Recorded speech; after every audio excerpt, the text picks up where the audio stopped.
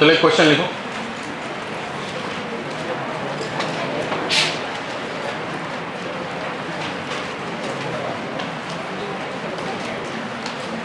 लिखो,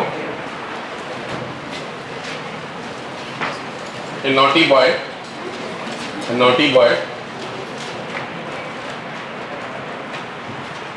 boy regularly drop coin from the top of very high tower. A naughty boy regularly drop coin from the top of very high tower.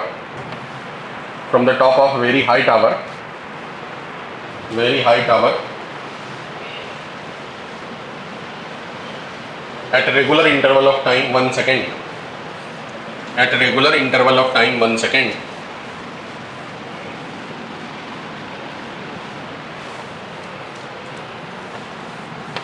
Regular interval of time 1 second. If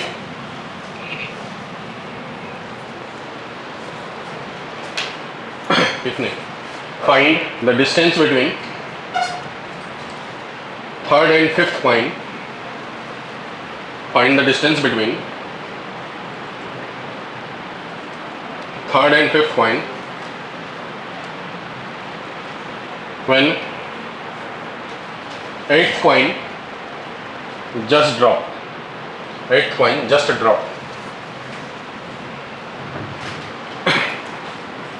देखो सब ध्यान से, एक tower पे एक बदमाश बच्चा बैठ करके रेगुलरली कॉइन गिरा रहा है। तो t इक्वल टू 0 पे उसने पहला वाला कॉइन गिराया, 1 सेकेंड पे दूसरा, 2 सेकेंड पे तीसरा, 3 सेकेंड पे फोर्थ, इसी तरीके से फिफ्थ, 4 सेकेंड पे, 5 सेकेंड पे सिक्स्थ,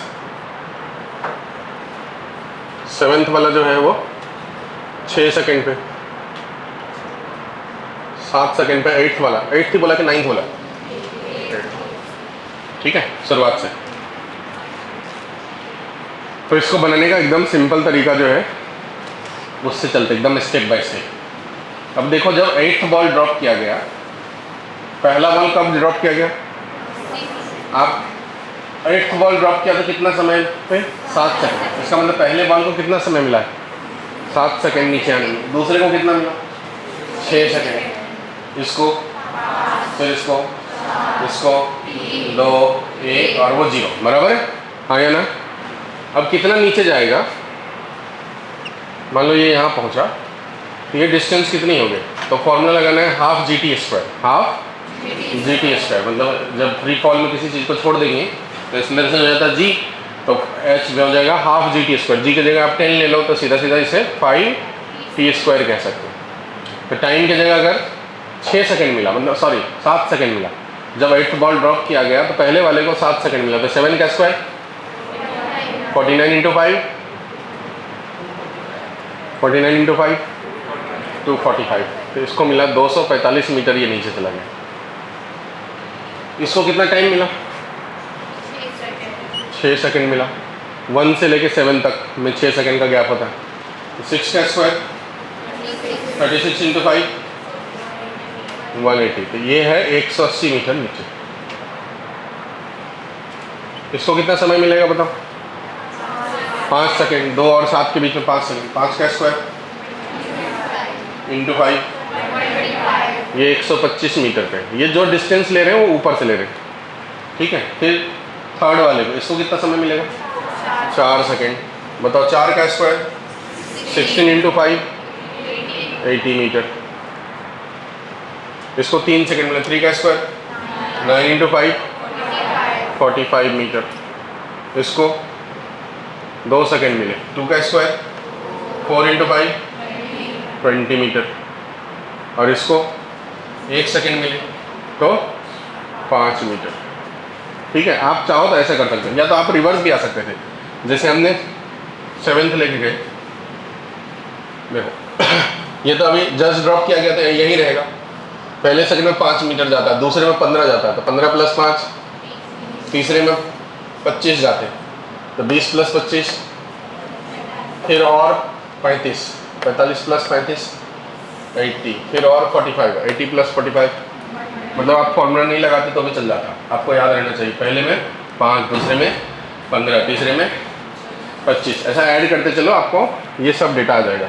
ठीक है, मतलब अगर हमको इस फॉर्मूला को नहीं लगाना था तो हम ऐसे लगा सकते थे, t = 7 सेकेंड में 8th बॉल तो 0 गया, t = 6 सेकेंड में 7th बॉल 5 मीटर गया, ऐसे चल जाएंगे। t = उल्टा चलेंगे, t = 5 में सेकेंड बॉल, सेकेंड नहीं होगा 6th होगा, 6th बॉल 5 + 15 20 मीटर जाएगा, t = 4 सेकेंड में। ये जो होगा 5th बॉल, ये कितना जाएगा 20 + 25 45 मीटर जाएगा। इसी तरीके से आप सीक्वेंस चलते रहो तो ये लिख लेंगे पूरा। ठीक है, पहले में 5, दूसरे में 15, मतलब 15 ऐड कर दो 20 हो गया, फिर 25 ऐड करो 45, फिर 35, मतलब 1:3:5 का जो रेशियो है 5, 15, 25, 35, 45, 55 वो ऐड करके चलेंगे, आंसर आता रहेगा। अब सवाल में क्या बोला है, कौन से के बीच का डिस्टेंस निकालिए। थर्ड मतलब ये, और 5th मतलब ये, इसके बीच का डिस्टेंस, ये वाला डिस्टेंस निकालना। बताओ कितना है ये डिस्टेंस। ये 45 है और ये 125 है, दोनों के बीच का डिफरेंस 45 और 125 के बीच का डिफरेंस 80 मीटर। ये हो गया आंसर सवाल का। ठीक है, तो या तो आप ऐसे डायग्राम बनाओ, डायग्राम बना के सॉल्व करो, या फिर मैं कहना चाह रहा हूँ कि पिछले क्लास में जो मैंने बताया था उस तरीके से दिमाग में सोचना। क्या सोचना बोला गया, कौन से बॉल को ड्रॉप करने के बाद की बात हो रही है, 8th बॉल के ड्रॉप करने। अब सभी को देखो, पहले वाले को कितना टाइम मिला, तो 8 में से 1 माइनस कर लो 7 सेकेंड, दूसरे वाले को 6 सेकेंड, तीसरे वाले को, तो तीसरे को मिला 5। ये दिमाग बैठाना, हमको थर्ड और 5th चाहिए ना, तीसरे को मिला 5, चौथे को और 5वें को, तो 5 और 3 सेकेंड याद रखना। 5 × 5 का स्क्वायर माइनस 5 × 3 का स्क्वायर। ठीक है, 5 कॉमन ले लेंगे ऐसे, t² मतलब 5 का स्क्वायर माइनस 3 का स्क्वायर, यही आंसर आ जाएगा 80। तो अगर आपको सॉल्व नहीं करना है, पेन नहीं चलाना, तो ऐसे करके सोच सकते हैं कि हमको उसके बीच का लोकेशन अगर पता करना है, तो जिसके बीच का लोकेशन पता करना है, आप देखना है कि उसको कितना समय मिल रहा है। जितना टाइम मिल रहा है 5t² में वो टाइम रखना है और आंसर आ जाना है। ठीक है, और अगर आपको मान लो इस तरीके से नहीं सोच पाते हैं, तब तो आप ऐसे चलिए स्टेप बाय स्टेप, एक लाइन से सभी बॉल का पोजीशन लिखिए, टाइम लिखिए, और वो कहाँ कहाँ गया वो लिखिए, और फिर उसके बीच का distance.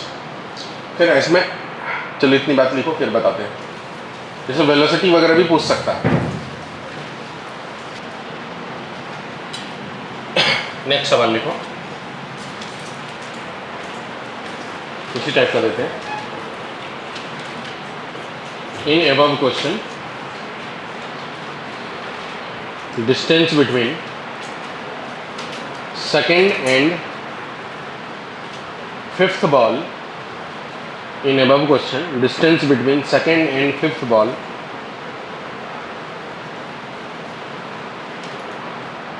when 10th ball is just dropped.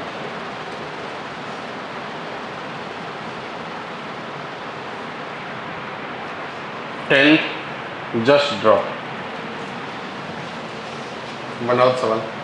देखो, या तो आप वैसे सॉल्व करो या फिर ऐसे सोचो।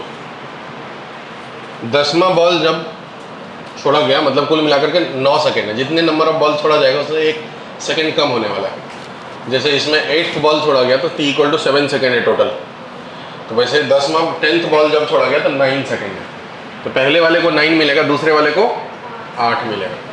ठीक है, दूसरे वाले को कितना मिलेगा, 8 मिलेगा। पाँचवें वाले को 5 मिलेगा। कैसे मिलेगा 5, दूसरे को 8 मिला तो तीसरे को 7, चौथे को, 5वें को 5। अब आप डिस्टेंस निकालना हो तो मैंने फॉर्मूला बताया था 5 × t का स्क्वायर, 8 का स्क्वायर माइनस 5 का स्क्वायर, ऐसा कर लो। 64 माइनस 25, 39 हो गया। 39 इंटू 5, 195 मीटर हो गया। चलो एक सवाल लिखते हैं।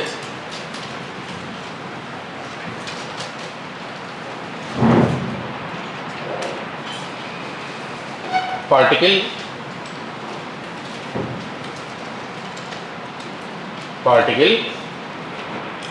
projected with velocity 40 meter per second. Particle projected with velocity 40 meter per second. Find the time when particle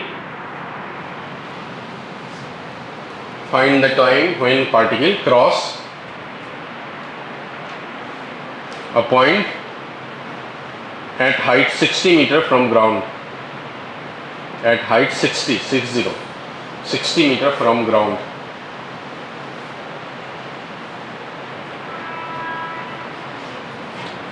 metre from ground. देखो सभी बंदो ध्यान दो, 40 मीटर पर सेकेंड से पार्टिकल को प्रोजेक्ट किया गया। ये स्पीड देखने से समझ में आ गया कि 4 सेकेंड तक ऊपर जाएगा, क्योंकि मैंने पहले बताया था पिछली क्लास में कि हर सेकेंड के बाद स्पीड जो है 10 मीटर पर सेकेंड बढ़ता है या तो कम होता है। मतलब अगर ऊपर की तरफ फेंके हैं तो 10 मीटर पर सेकेंड का कम होगा, और अगर नीचे की तरफ फेंके हैं तो 10 मीटर पर सेकेंड बढ़ने वाला है। तो ये 40 से एक सेकेंड बाद 30 हो जाएगा, दूसरे सेकेंड बाद 20 हो जाएगा, तीसरे सेकेंड बाद 10 हो जाएगा, और चौथे सेकेंड बाद 0। मतलब ये ऊपर जाते रहेगा। कब तक जाते रहेगा? जब तक कि ये रेस्ट में ना आ जाए। रेस्ट में जब आएगा तब वो टाइम कितना सेकेंड होगा? 4 सेकेंड। मतलब यहीं से पता चला, अगर ये 30 से फेंकते तो ये टाइम कितना होता है? 3 सेकेंड। अगर ये 50 से फेंकते तो कितना होता है? 5 सेकेंड। अगर ये 100 से फेंकते तो टाइम 10 सेकेंड। 40 से फेंका इसलिए टाइम 4 सेकेंड। 4 सेकेंड तक ऊपर जाएगा। फिर वो ऊपर ही रहेगा कि नीचे भी आएगा? फिर उतना ही टाइम लगेगा। मतलब t = 8 सेकेंड पे यहाँ वापस आ जाएगा। 4 सेकेंड जाने में और 4 सेकेंड आने में। अब ये कह रहा है कि 60 मीटर ऊपर का जो पॉइंट है वो कितने टाइम में क्रॉस किया, मतलब कौन से टाइम पे 60 मीटर ऊपर रहेगा। तो पहले जब 4 सेकेंड मिल गया तो इससे समझ में आया कि टोटल हाइट कितना जाएगा। ये 5 × t का स्क्वायर, मतलब 4 का स्क्वायर कितना हो गया? 16 5 जा 18। मतलब इसकी पूरी हाइट जो है वो कितनी है? 80 मीटर। ठीक है। अब कह रहे हैं यहाँ से 60 सेकेंड ऊपर का पॉइंट मान लेते, ये पॉइंट है P जो कि 60 मीटर ऊपर है। तो बताओ अगर ये 60 मीटर है तो ये वाला कितना होगा? 20 मीटर।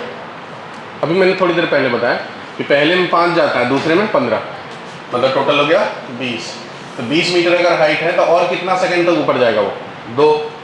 इसका मतलब यहाँ से लेकर के यहाँ जाने में कितना समय लगा होगा? 2 सेकेंड। और यहाँ से यहाँ जाने में कितना समय लग रहा है? 4। तो ये वाला में कितना टाइम लगेगा फिर? 2 सेकेंड। टोटल टाइम 4 है। ऊपर का पार्ट में कवर करने में 2 सेकेंड लग रहा है उसे। तो बताओ नीचे जो डिस्टेंस कवर किया 60 मीटर, उसमें कितना टाइम लगा? 2 सेकेंड। तो at height 60 meter from ground पे पार्टिकल कितने सेकेंड बाद रहेगा? बताओ आंसर, कितने सेकेंड बाद रहेगा? At height 60 meter from ground पे पार्टिकल कितने सेकेंड बाद रहेगा? क्या 0 सेकेंड पे, 4 सेकेंड पे, या 2 सेकेंड पे?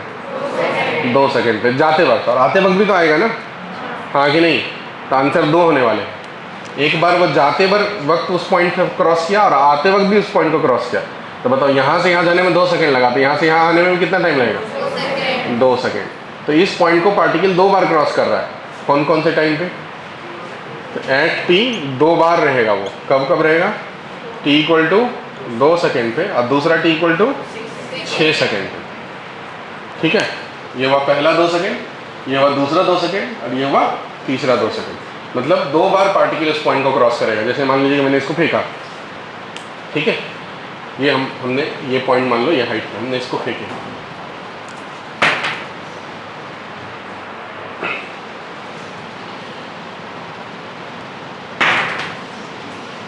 एक बार जाते वक्त पार्टिकल क्रॉस कर रहे हैं इस पॉइंट को, और एक बार आते वक्त क्रॉस कर रहा है। तो कौन से टाइम पे कह रहा है कि पॉइंट को क्रॉस करेगा?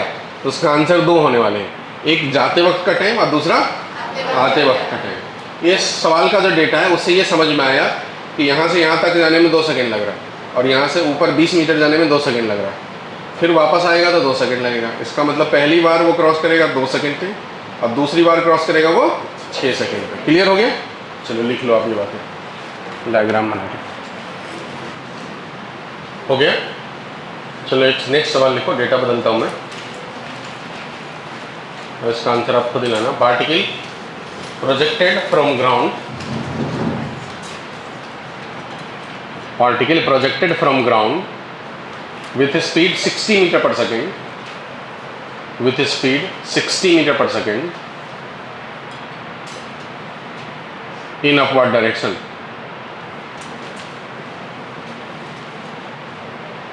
Find the time when it cross a point, when it cross the point, find the time when it cross the point at height 160 meter, 160 meter from ground, 160 meter from ground। निकालो। Semi सवाल है, data bus बदला गया। 4 और 10 या 4 और 8? देखो 60 metre पर सेकेंड से फेंका गया, इससे समझ में आया कि 6 सेकंड तक ये ऊपर जाएगा।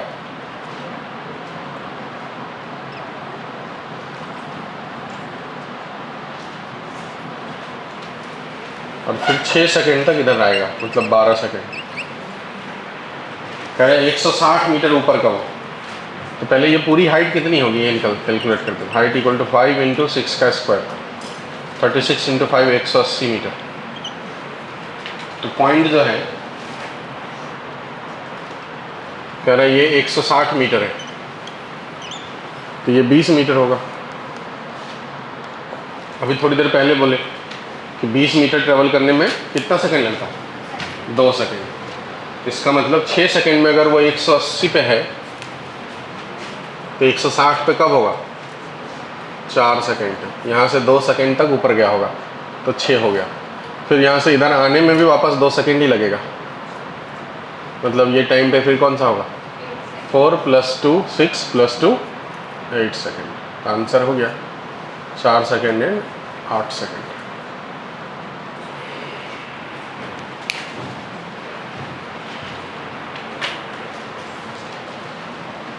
थोड़ा धीरे सोचना है, अच्छे से सोचना है, माइंड के अंदर लॉजिक डेवलप करना है। नेक्स्ट सवाल लिखो।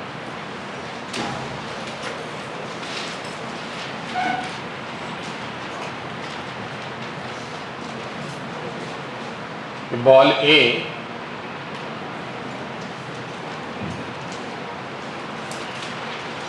Release from rest, ball A release from rest along inclined plane of inclination, along smooth inclined plane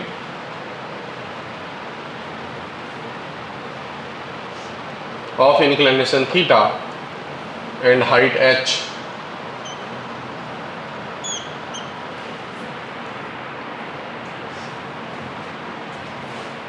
and height h. Another similar ball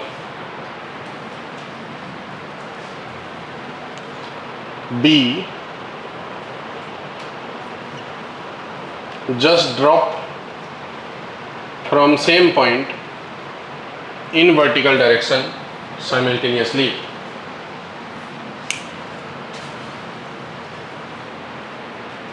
Another similar ball just dropped in vertical direction from same point simultaneously.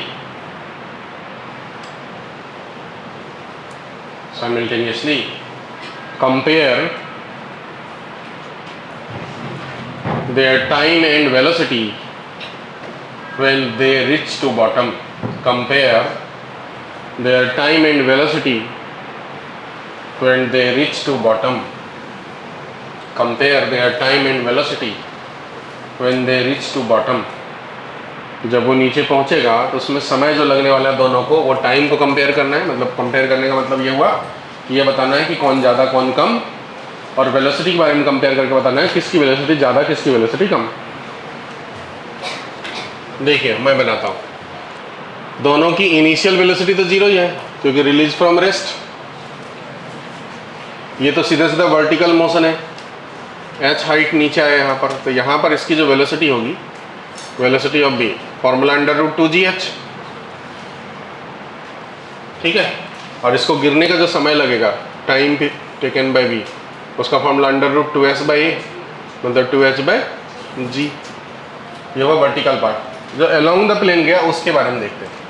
तो along the plane जब कोई particle जाता है तो actually में इसका acceleration देखो, इधर की तरफ g है, नीचे की तरफ। अगर ये एंगल थीटा है, ये एंगल 90 है, तो बताओ ये वाला एंगल कितना हो जाएगा?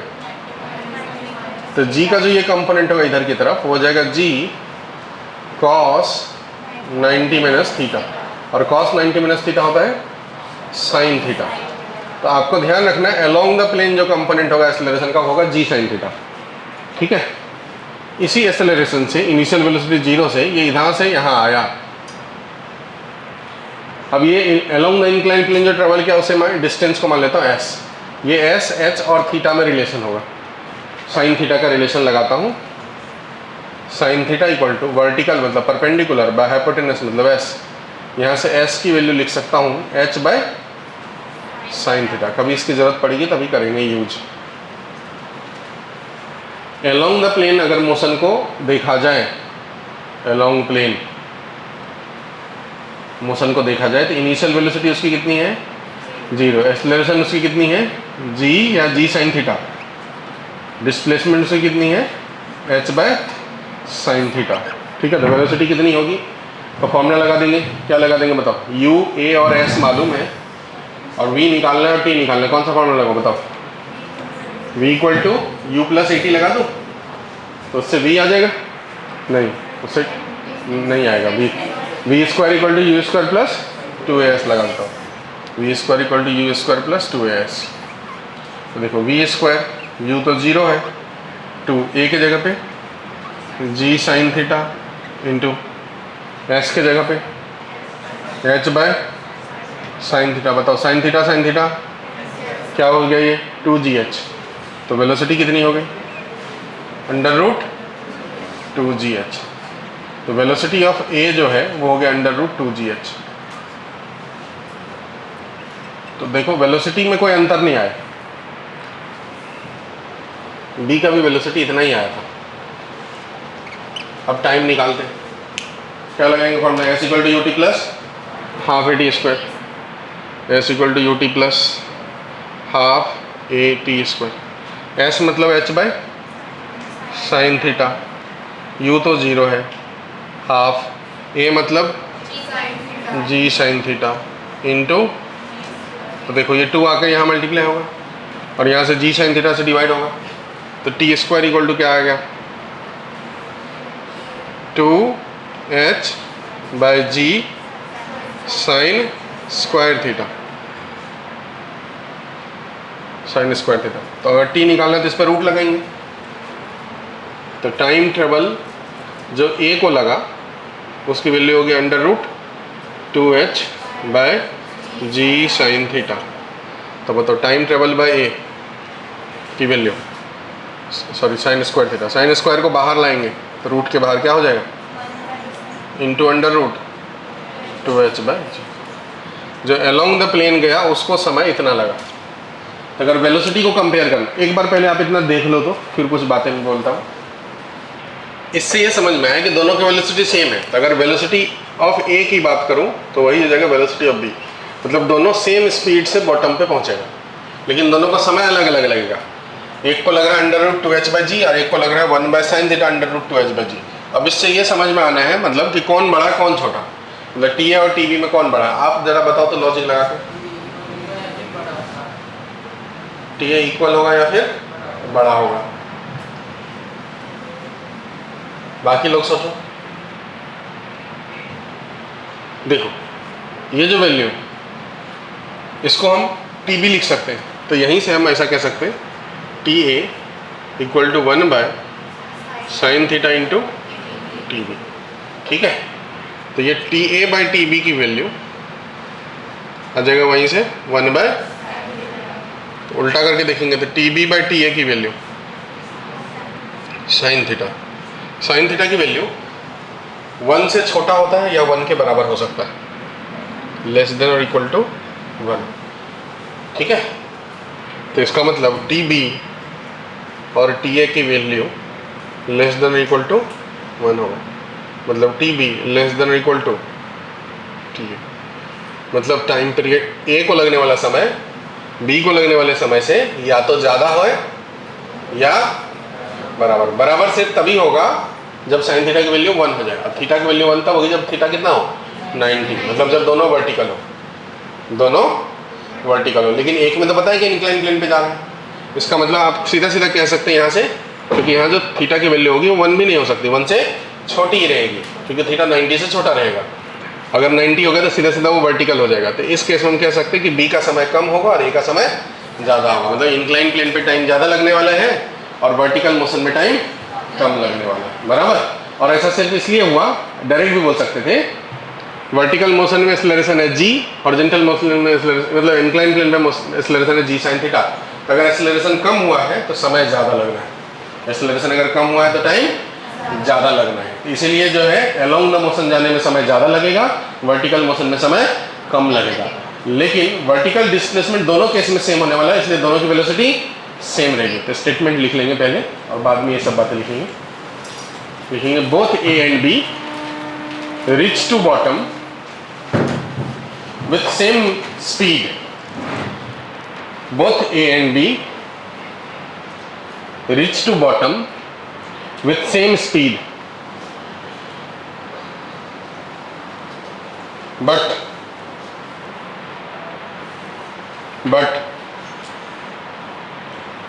particle along inclined plane will take more time. But particle along inclined plane will take more time. Particle along inclined plane will take more time. Along inclined plane will take more time. नीचे अब ये सब diagram बना के solution बना दीजिए।